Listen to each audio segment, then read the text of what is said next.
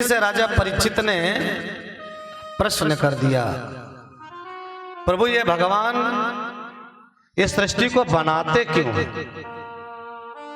और बनाते कैसे हैं? तब सुखदेव जी को याद आया, क्या? अरे हमने कथा तो शुरू कर दी, लेकिन हमने प्रभु का मंगलाचरण नहीं किया। तब महामुनि सुखदेव जी मंगलाचरण करते हैं। अब कोई ये कहे कि मंगलाचरण तो प्रथम होता है, कि जब कथा प्रारंभ होती है तो प्रथम मंगलाचरण होता है, और जी इतनी दूर आने के बाद, इतनी कथा सुनाने के बाद हम मंगलाचरण कर रहे हैं। तो उसका ये कारण है कि जब सुखदेव जी पहुंचे थे तो राजा परीक्षित ने सांसारिक संसार के लोक कामना की बात पूछी थी। भगवान के विषय में भगवान की चर्चा नहीं छेड़ी थी।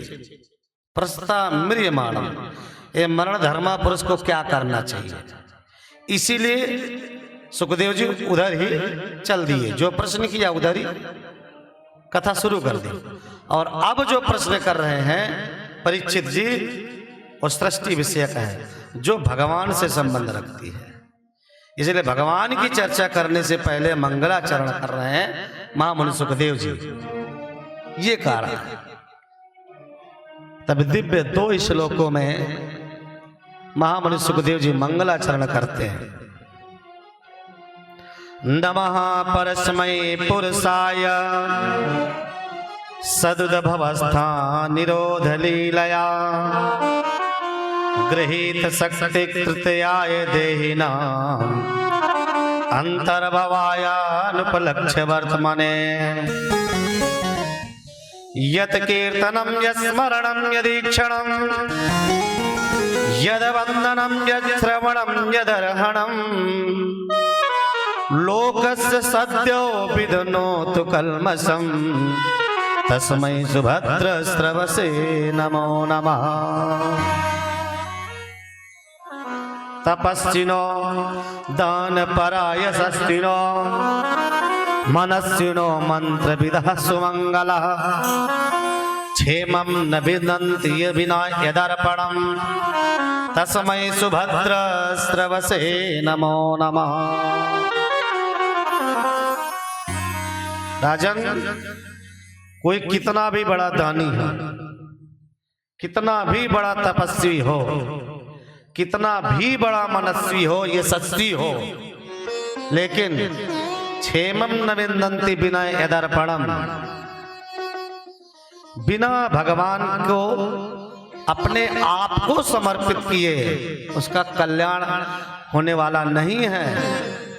और जो भगवान को अपने आप को समर्पित कर देता है वो परमात्मा उसके जीवन में अनेक मंगल भर देते हैं। ऐसे मंगल कृत्य भर देने वाले परमपिता परमात्मा के श्री चरणों में हम प्रणाम करते हैं, वंदन करते हैं।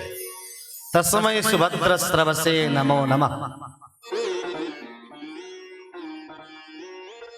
महामुनि सुखदेव जी कहते हैं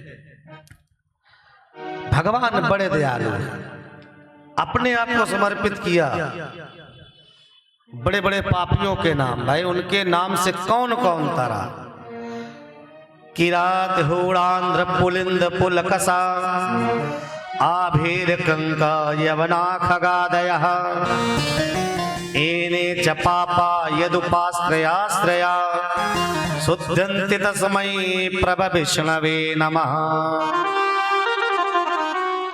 किरात जो कोल भील थे, जब भगवान की चरण शरण ग्रहण करी तो भगवान उनको अभय दे दिया। जब भगवान श्री राम चित्रकूट धाम में गए तो जो कोल भील थे ना, अपना सर्वस्व भगवान में न्यौछावर कर दिया। अनेक पापियों के पुलकस हूण जाति, अब तो हूण और शक ये प्रायः समाप्त हो चुके हैं। ऐसे ऐसे पापियों का नाम बताया। और तो कहते हैं एने च पापा, अन्यत्र जितने भी पापा हैं पापा शब्द महान पापी से संबंध रखता है,